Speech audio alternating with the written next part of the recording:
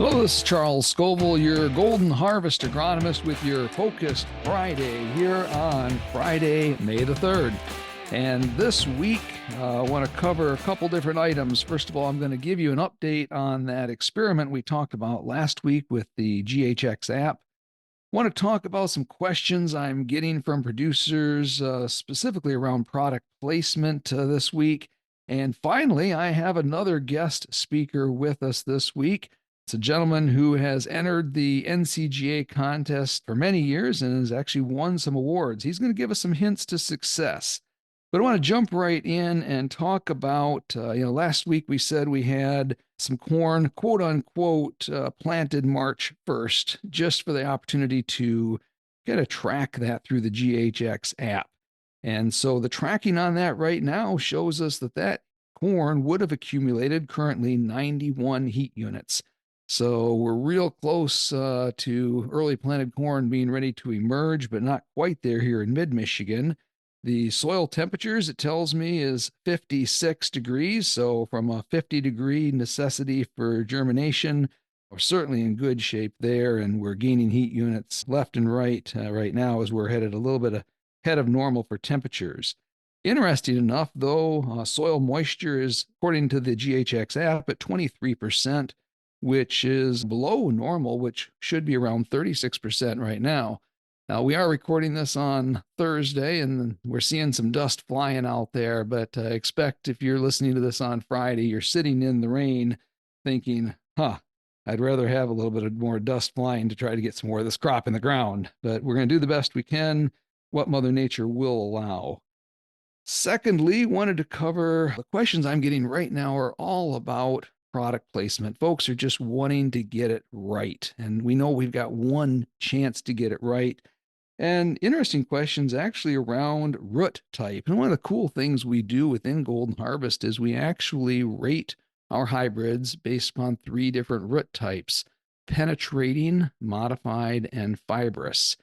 And you got to kind of think through the real placement on that, because if you think about a light, sandy soil, a penetrating root, you just can't grow deep enough, fast enough to go chase that water. So the best root type really for those lighter, sandier soils is that fibrous root, where you get that big mat of fibrous hairs and roots out there that just catch as much of that water before it escapes and gets away. Where many of the things we sell are on the modified root side, which handle about anything you throw at them. And then when we do get into those tight clays, that's where we find those penetrating roots tend to do their best. And so, as always, work with your Golden Harvest seed advisor, agronomist, or sales rep out there to make sure that, boy, before we put that stuff in the ground, we've got the right product on the right acre. And that's a good recipe for success. Speaking of success, I have with us today a guest speaker, Mr. Steve Wilkins, and he is our Eastern Agronomy Manager. And it's kind of exciting over the years that he's entered the NCGA contest. He's actually won some state awards over in Wisconsin. So, Steve, welcome. How are you doing today? Doing well, Charles. Thanks for the invite and to join you here this morning. Great to have you. And so, jumping right into the questions, what right now is top of mind to you in planting your NCGA contest cornfields this year? That's a great question, Charles. The first thing, and arguably maybe the most important, is patience in spring.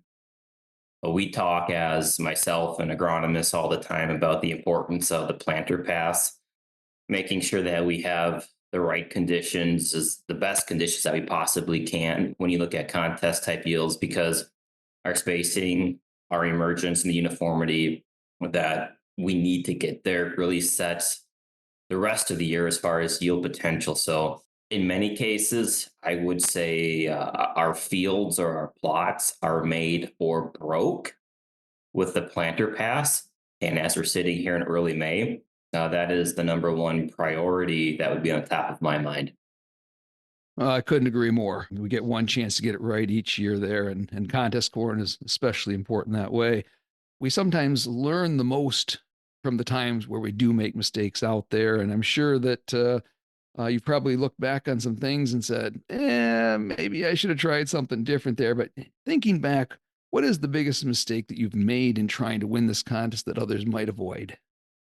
It's a really good question, and someone could take that many different ways. So when I think of myself and my situation, years before I ever entered the contest, you would read, you would learn, you would try to glean information from other people who've entered the contest and had successes in the past. And I certainly think there's value in it, but nothing is more important than a grower being out in their fields, understanding their fields and understanding what works for them and what doesn't. So if I think back to what have I messed up in the past, some of it would be trying things that I never should have tried because other people in other states are doing it. They don't fit the practices that we have locally in each and all of our own environments. So that would be one of the biggest things: is know what works for you. Don't always worry about what other people are doing. Certainly, it's interesting to hear about and to think and to contemplate if there's practices you could adopt in your farm. But by far and large, the areas that I found success on, whether it's the products that I plant or the practices that I use, I wouldn't say they're highly used practices by other people in the contest. So that would be one thing. Maybe one a little bit more pertinent. Some things that have been a larger mistake for me is I used to run a significant amount of products in furrow, and I was getting my salt content a little too high. And that was creating some pretty sizable germination issues in eastern Wisconsin, where my family and I farm. We have heavier soils, so I typically don't worry about not having enough water in the soil profile to have salt issues. And I was starting to. So I've really had to reevaluate what goes in what we call our pop up fertilizer that goes on the seed. And even with that, we changed from putting the pop up on top of the seed to under the seed to try to change a few things around with placement. So small differences can make a big difference actually in that area. So that might be the biggest one I threw out there that I've had some issues with. Well, that sure is a great thing to think about.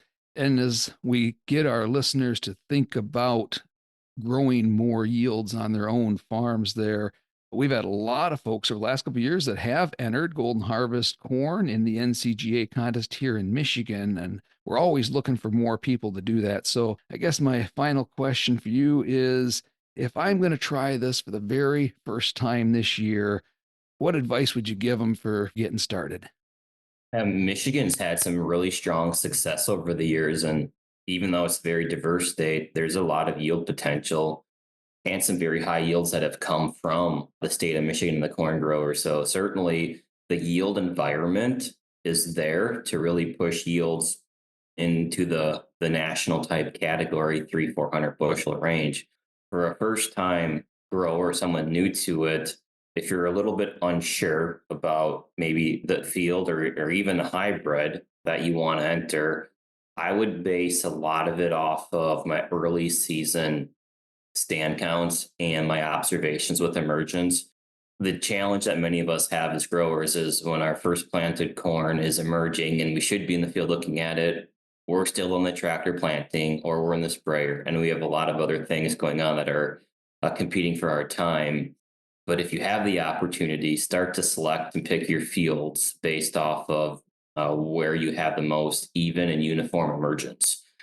So if you're a first time person, that's where I would focus the majority of my time. And then I would also say, if you find the areas of your farm where you've got good, consistent emergence, and then other areas that you don't, even if you don't have a good yield that might win a corn growers, monitor the change in yield and then take that to the profitability and see if you can't cascade something like that over the rest of your farm, because the corn growers is about a contest and is about raising yield.